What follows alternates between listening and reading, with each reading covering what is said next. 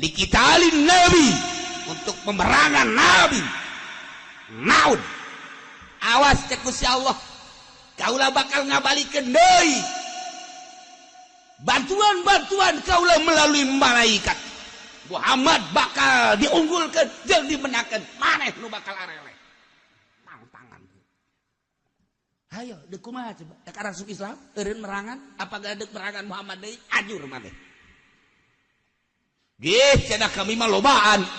Walan tughniya ankum fi'atukum syai'a, sama sekali moal bisa nahan golongan-golongan anjeun sakitu lobana. Bala tentara, prajurit-prajurit angkatan darat, laut, udara nu sakitu lobana moal bisa nahan nolak sama sekali dengan kedahsyatan maneh, kehebatan maneh, dengan kalobaan maneh. Kami mah bakal nurunkeun pitulung ti langit cak Gusti Allah, walaupun tanpa eta aing mampu, aing kawasa, tetapi ku aing deuk diturunkeun malaikat-malaikat bakal nyocoan hulu siar.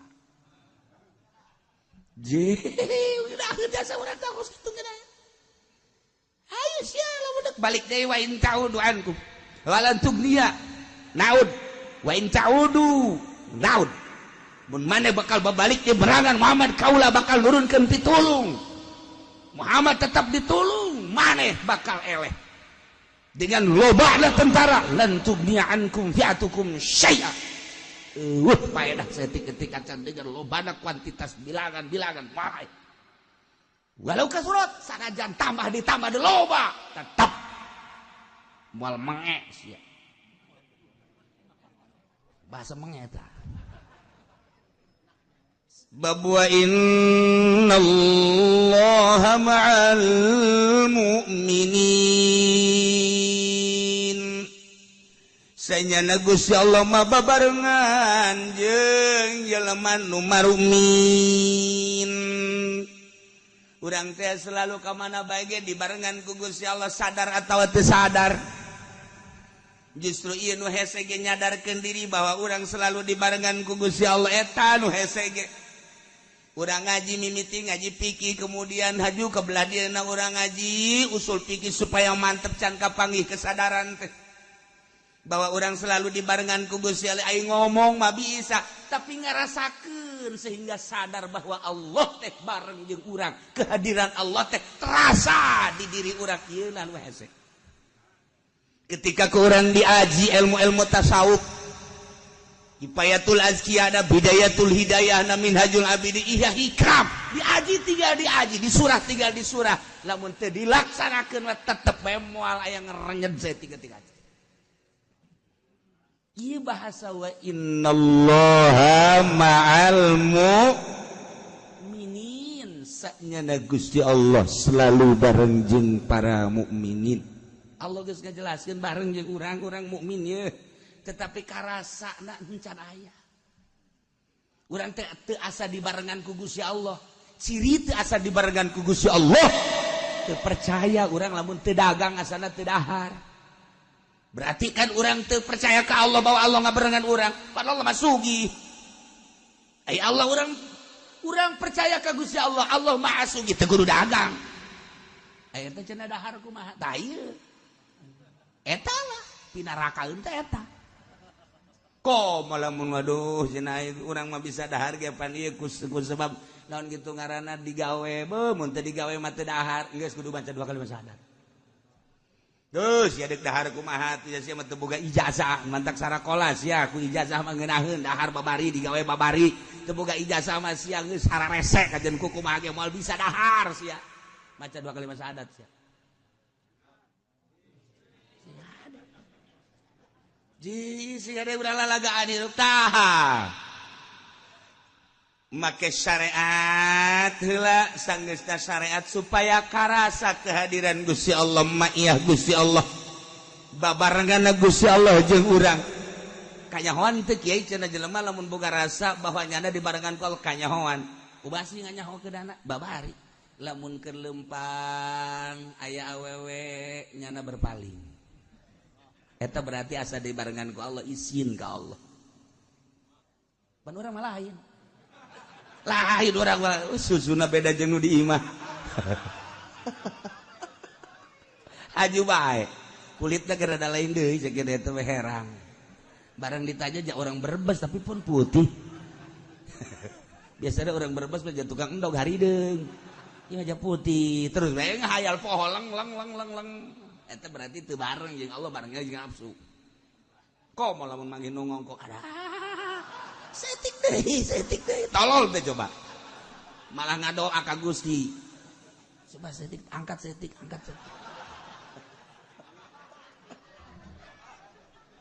bloon eta kos gitu nah eta lah jauh jeung Allah hayang nyaho bahwa jelema deket jeung Allah ketika manggil larangan berpaling ketika nyana keur kidib nyana eureun ketika aya batur gibah keur ngomong keur batur nyana selalu eureun eta izin ka Gusti Allah selalu bareng jeung Gusti Allah larangan Gusti Allah selalu diperhatikeun di jauhan ta eta ngarasa bareng jeung Allah tinggal kitu bae eta mah geus lamun masih kene jelalatan keranjang matana jauh komo masih kene weaan tamah rombongan jurig sama kos gitu haji tinggal haji jurig sama kos gitu jurig sama kos gitu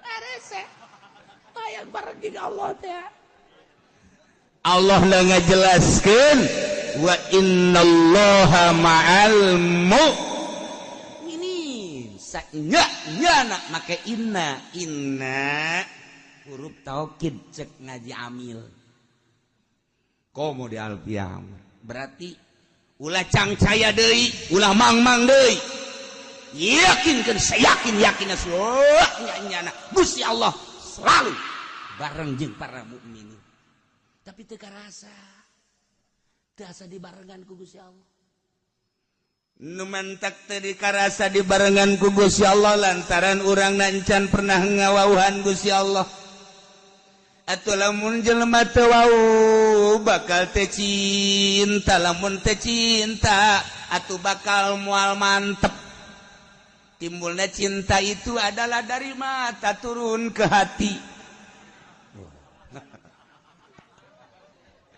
mata turun ke hati kayaokeun laku urang Gusti Allah teh sifat nu wajib di Gusti Allah nu mustahil di Gusti Allah nu jaiz di Gusti Allah waukeun melalui sifat-sifat tersebut kabladieuna urang waukeun Gusti Allah secara khusus Gusti Allah teh hiji dina zat teh hiji dina asmana hiji dina sifat teh hiji dina afalna setelah kurang dikanyaokeun beuki wau urang ka Gusti Allah ke waukeun heula ka diri urang waukeun ka diri urang mah horenganan makhluk ai makhluk mah horeng aya khaliq anu nyieunna Allah wau tak ka urang khaliq horeng aya khol urang makhluk horeng aya khaliq urang nyaho ka diri urang bahwa diri urang mah dhaif horenganan nyaho tah ka Allah anu maha kawasa nyaho ka diri urang horeng diri urang mah sapira urang aya awalna jeung aya akhirna nyaho bahwa Allah mala awwala lahu wala akhirah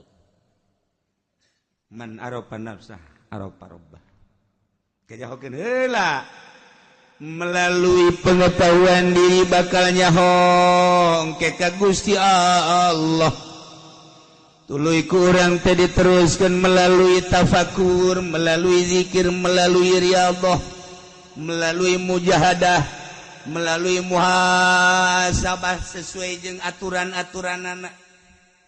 Terus ku urang teh spesifikna diperhatikeun menuju ka Gusti Allah. Peuting batur kerek urang mentang mata beunta dalam rangka ngawauhan ka Gusti Allah. Cili-cili anu sok dipake ngadengekeun nutup para rugu kurang dengekeun pake ngadengekeun kalam-kalamullah mata nu biasa pake deleuan sesuai jeung karesep mata kurang dipake le khusus kana maha kawasaan Gusti Allah tidinya kurang terus ditagadorukeun ditakarrubkeun ka Gusti Allah diurus kurang lelembutan nu aya di awak kurang sesuai jeung aturan-aturan anak diawa kurang aya latifatul qalbi latifatul latifatul sir latifatul khafi latifatul akhfa latifatul nafsi latifatul qalb tidinya kurang diurus sesuai jeung aturan-aturan leng-lengan ke urang teu pati ngurusan awak kuari mah ngurusan teh ngurusan batin ngurusan roh. Terus kurang ditafakuran dizikiran ditafakuran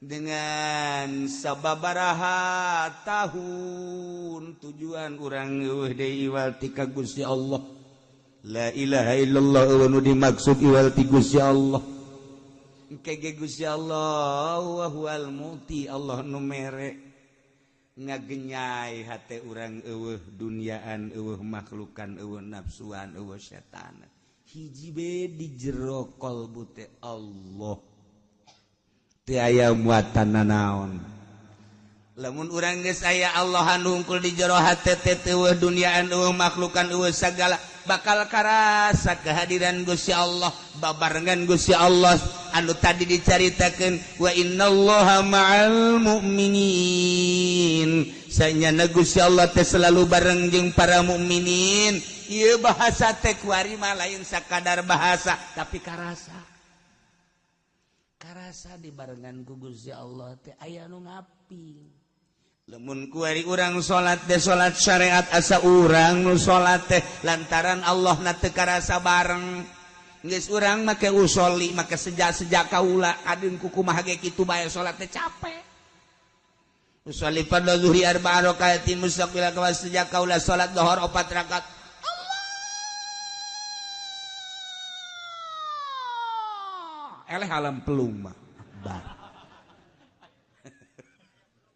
kos gitulah lantaran teu karasa barengna Allah kehadiran Allah eueuh ngan sakadar disungut sebab kurang can pernah dilaksanakeun di deukeutan jeung Gusti Allah bobogohan teh jeung materi bobogohan teh jeung benda bobogohan teh jeung makhluk Allah atuh nu karasa teh makhluk we bobogohan teh jeung khaliq mulai kuari karasa ngerenyet karasa kos kitu mah moal bisa dibejakeun hanya jelema-jelema nu boga rasa kehadiran Gusti Allah teh karasa babarengan jeung Gusti Allah teh karasa lamun geus babarengan karasa ieu mah lain nas karasa kuari mah lain bahasa karasa lamun geus karasa salat bage geus lain maka sejak kaula jak karasa Allahu akbar karasa bareng jeung Allah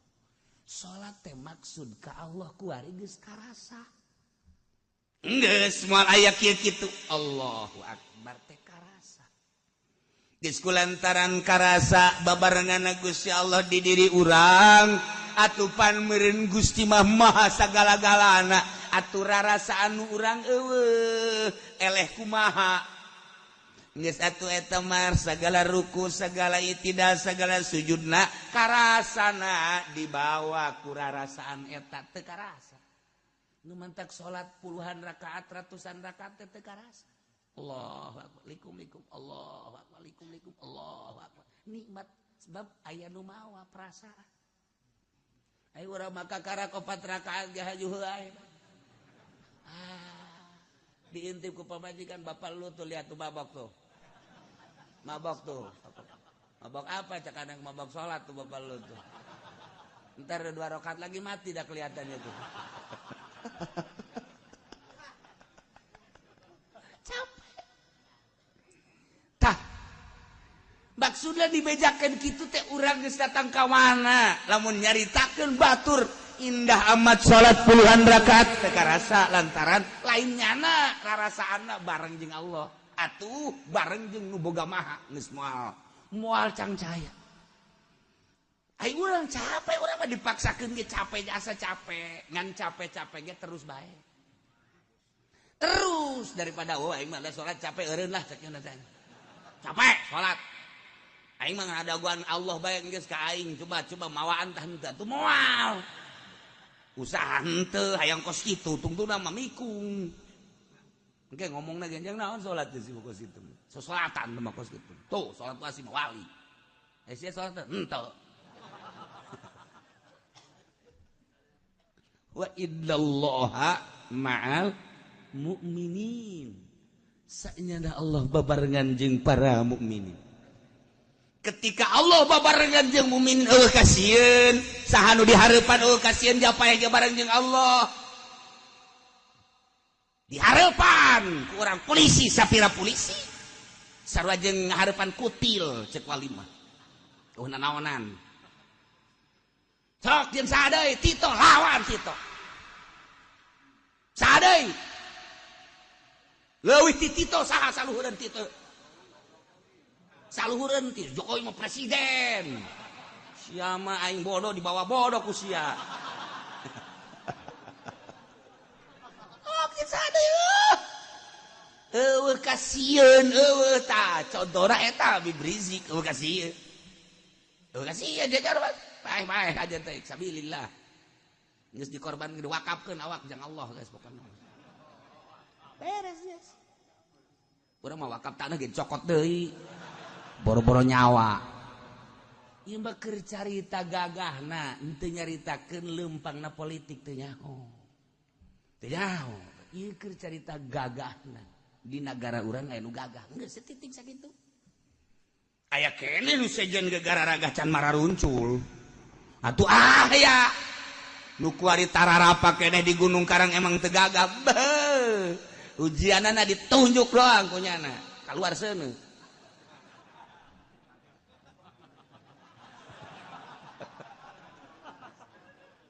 Aya korek apian.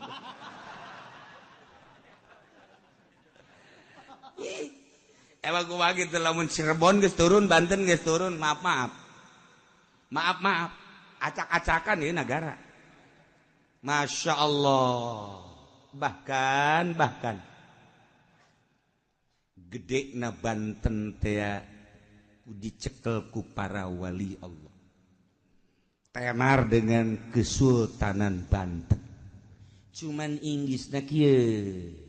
Nu kukula geus dicaritakeun aya angin, aya cai di Banten teh, aya pasir, batu berarti ieulah alat-alat jang perang. Nu nundukeunana hanya wali-wali Allah. Kuari kieu lamun aya keneh nu tapa di Gunung Karang jeung di Gunung Polosari, ieu nagara sa-Indonesia aman. Khususna Pulau Jawa, Pulau Jawa aman. Tetapi lamun geus eueuh nu tapa di Gunung Karang jeung di Gunung Pulosari dua. Hiji cai engke disaatkeun sama sakali eueuh cai. Atawa dibanjirkeun pararae mana-mana. Saat-saat sama sakali eueuh bae. Kuari mah kapan lamun urang ngagali taneuh 1 meter 2 meter aya caian. Di Cikoromoy mah lamun digali aya caian. Terus datang kabelah ditu batu Quran lamun kurang digali aya caian. Tamun eueuh nu tapa di Gunung Karang jeung di Gunung Pulosari saat sama sekali bae puluhan meter ke handap eueuh cai. Hiji. Nomor kedua aya cai mangan jadi kanyut mending mana? Maning eueuh cai sama sekali atau maning babanjiran? Coba pilih. Tuh sia mah embung kan kabeh ge. Tapah henteu, Pak. Musibah embung, Pak. Nah, tinggal ditanya we aya keneh eueuh cenah kieu teh nu tapana puguh ge teu nyaho. Ieu bahayana ieu lain lalagaan Gunung Karang teh lain lalagaan. Gunung Karang jeung Gunung Pulosari eta mah boga sejarah. Tah, loba jelema anu hayang kaluhur hajut teu balik deui digegel maung. Ieu ge hiji nek dikaditukeun. Pakai tumbal Gunung Karang.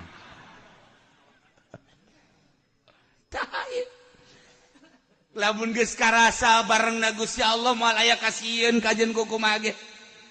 Sakumaha barengna Kangjeng jeung Gusti Allah. Sakumaha barengna para sahabat jeung Gusti Allah. Karasa babarengana saeutik.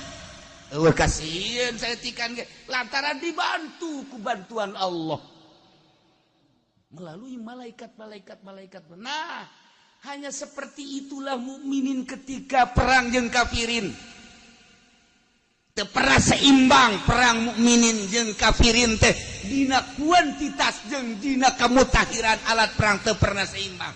Selalu eleh.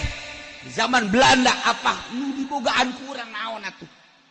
Nu dibogaan kurang naon. Ti ditu mah murtil geus aya, teh baja geus aya. Dereden gaya dereden. Dereden. Bedil mah nu hiji dong der hiji. Asupan deui der dereden mah dedet. Zaman Belanda geus aya dereden urang teu boga, tapi kok urang menang. Make bambu runcing doang. Kemudian aya hartina bambu runcing teh henteu dibagus-bagus. Kemudian congona dipapas, bacaan walau anna qur'anan suyirat bil jibal au qutiat bil ard. Bal diteruskeun ku aing. Tiupkeun fa. Sarua jeung tadi. Nah, neangan beung cek. Tes. Eta zaman Belanda kos kitu. Ente kumaha teh aneh. Belanda lewat. Nah, hanya aya mah encek mah. Hah? Ada Belanda lewat sini ya. Urut sukuna cokot, dirinya urut sukuna tah. Cirian, buledan. Buledan tendenan ka dia. Tak. Ieu urut sukuna bage bisa ngabunuh di ditu. Paeh di Belanda di ditu. Mantap kuari lamun hayang nyaho, mun aya hayang ka awewe, kemudian awewena embungeun. Tapak suku mana?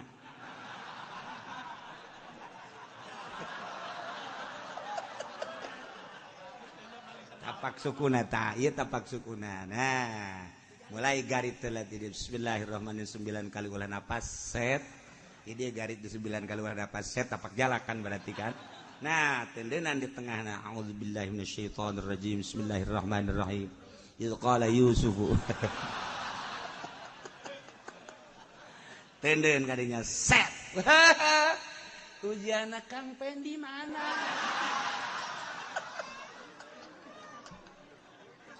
Eta bisa kos kitu ilmu Allah, Masya Allah karim. Ye, ulah lalawara. Loba jelema aja terus gendong we dirinya teu balik-balik. Eta ieu kola main tah. Iyalah kumaha agungan Al-Qur'anul kalamullah. Al-muta'abbadu bitilawati al-mujiz ngapeskeun jelema-jelema nu nakal Quran. Mentek nyalah gunakeun tafsir-tafsir Al-Qur'an. Apakah eta politik? Apakah eta memang hanya batu loncatan? Apakah eta memang ingin keren? Apakah cari nama? Apakah cari dunia dan lain sebagainya? Tunggu tanggal main. Al-Qur'an lain main-main. Al-mujiz ngapeskeun jelema anu nakal terhadap Al-Qur'anul Karim. Jelema kafir ku Quran ajur ujianana asal digunakeun ku urang nu bener. Komo nu ngarti kana Al-Qur'anul Karim kemudian nyana seolah-olah nang tangan teu kudu ku urang pasrahkeun ka Gusti. Ya Allah ya Rabbi Gusti jelema eta teh ternyata horenganan teu akur jeung aturan Gusti. Abdi deuk gelut teu wani lantaran jelema gagah. Abdi mah lemah nyanggakeun ieu Quran lu Gusti disalahgunakeun ku Gusti. Abdi hayang deuleu memeh paeh coba hayang nyaho daleneng turunkeun. Ji bagwagit al-mujiz serahkeun ka Gusti Allah. Serahkeun ka Gusti. Dalekeun. Ku percaya-percayana urang ka Al-Qur'anul Karim moal jadi jelema. Boro-boro eta kiai anu ngadukung kana Golkar ajur kamari keur zaman Soeharto. Ajur inting-intingan sakali deui ajur inting-intingan sakali deui siatan nu neruskeun aing mah toser doang. Ieu mah contoh lain berarti ulah lain asal bener niatna. Ieu mah contoh abe urang mantep ka Quran. Contoh teu kudu dijelaskeun di Jawa Timur, Jawa Tengah, Jawa Barat, di Banten, di Tangerang anu asup ka Golkar ajur teu kudu dibejakeun garana ajur eta ka Golkar salah niat meureun manan kitu ka anu teu salah mah anu teu salah niat mah anu teu salah niat mah eueuh maksud ji ajur takabur aya di nyana gede hulu aya di nyana teu meunang kapanggih jeung jelema anu bener haju ngomongkeun bae nyana acak-acakan pondok tinggal pondok 2 tingkat diganti ku ayam jago ayam potong ayam ternak teu karasakan kunya ieu mah salah satu contoh lain naon supaya orang yakin ka Al-Qur'an sih ade komo nyalahgunakeun ih kula mah muringkak bulu sih ade cenah ieu mah urusan politik leg-leg ku sia politik itu ya politik aing nyahona Quran salah ngagunakeun jeung salah tafsiran titik geus beres urusan sia politik urusan sia aing mah aing engke di narakana sia aing mah aing sorga ge pancen babagi aing mah babagi bae ku keyakinan aing tah mah ya aing cenah yakin los leg-leg ku sia keyakinan beres di ngadukung Golkar nu salah bae ge niatna kos kitu atuh kok meleg Al-Qur'an tinggal dideulekeun bulan tahun deuleu kula mah dengan keyakinan sob Al-Qur'an teh kalamullah lain bahasa al-muta'abbadu bi tilawati